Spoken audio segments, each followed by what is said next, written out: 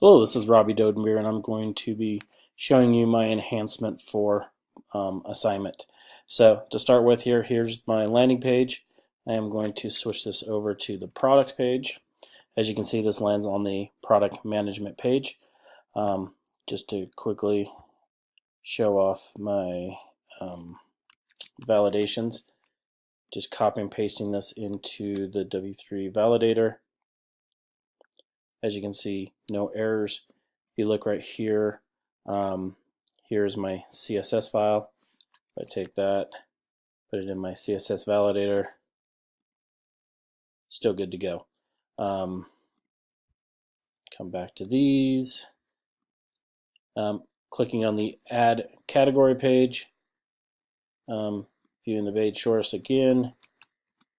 Here is all green. I've already shown this main CSS, but this does use another one called product CSS. I will just show that as well. As you can see, all green. And finally, the new product page, new page source.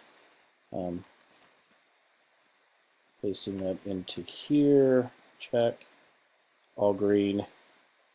And I'm using the main.css as well as the products.css. So same file, I've already shown that, all was green. So starting back at the product management page, if I click on Add Category, as you can see here, here's my action and create category.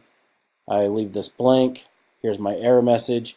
If I want to type in a new category, let's call it rope, hit Add Category, takes me back to the page, and here's my new category in the navigation. If I click on Add Product, if I click here, you'll now see rope is included. If I just fill out a couple of them, leave them blank, oops, missing a value, start over again here, just typing in some values.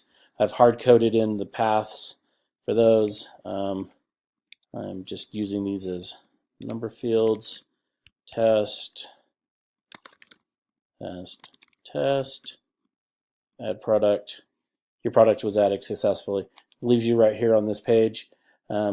Just for some clarification, I'll just jump over to my PHP page, hit my inventory, scroll to the bottom. Here's the test I just created. So start to finish, here is my assignment. Thank you very much.